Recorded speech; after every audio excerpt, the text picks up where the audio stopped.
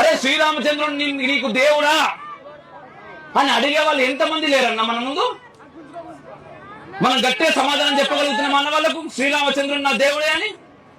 దేవుడు అనగానే వాడు 100 ప్రశ్నలు వేస్తాడు మన మీద. అరే మీ రాముడు దేవుడైతే సీతమ్మను అడవులకు ఎందుకు పంపించిండ్రా? మీ రాముడు దేవుడైతే అదెందుకు చేసిండ్రా, ఇదెందుకు చేసిండ్రా అని 100 ప్రశ్నలు అడుగుతాడు. అన్న నా దగ్గర ఒక సమాధానం ఉన్నదన్న. నా రాముడు దేవుడా అనే ప్రశ్నకు నా దగ్గర ఒక సమాధానం ఉన్నది, అది చెప్తా. నెక్స్ట్ మీరు అదే సమాధానం ఎవరన్నా నీ ముందుకు వచ్చి రాముడు దేవుడా అని అడిగితే చెప్తా అంటే చెప్తారా? బరాబర్ చెప్తారా? అన్న ఎవరన్నా వచ్చి మీ రాముడు దేవుడా అంటే మీరు ఒకటే అడుగురన్నా, ఒకటే సమాధానం చెప్పుర్రి. అరే నువ్వు మీ నాయనకే పుట్టినవా వాళ్ళంటారు. వాళ్ళంటారన్నా వాళ్ళు అడుగుతారన్నా. కాదు మీ రాముడు దేవుడు అని చెప్పి నాకు ప్రూఫ్స్ చూపి అంటారు. అరే బాబు మీ నాయనకే పుట్టినవా, నువ్వు కూడా నాకు ప్రూఫ్స్ చూపి అంటారు. చూపిస్తారా అన్న ప్రూఫ్? చూపిస్తారా అన్న?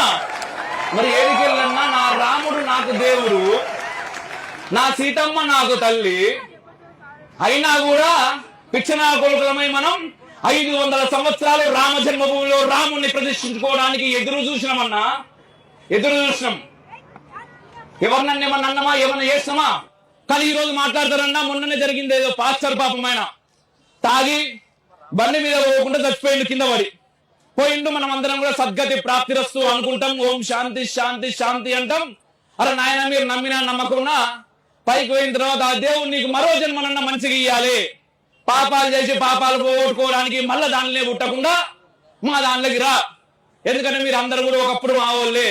ఏమున్నది 1500 సంవత్సరాలు 2000 సంవత్సరాల క్రితం పాపం వేరేటోళ్ళు వచ్చి దేశం మీదకి మారుర్రి లేకపోతే మిమ్మల్ని చంపుతామనేసరికి మా అమ్మ నాయన మా తాత ముత్తాతలు వీళ్ళందరూ కొంచెం క్షాత్ర ధర్మం బాగుండేసరికి ఏం చేస్తావా జై, నేను మారా, నేను హిందూగానే పుడతా, హిందూగానే చస్తా, నా తర్వాత తరాలకి హిందుత్వాన్ని అందిస్తా అని మన పెద్దోళ్ళు అన్నారు. కాబట్టి మనం హిందువులుగా పుట్టినాం. వాళ్ళ పెద్దోళ్ళు కొంచెం భయపడ్డారు అన్న. భయపడేసరికి పాపం మతాలు మారారు. మనం ఎప్పుడు కూడా తప్పనద్దు.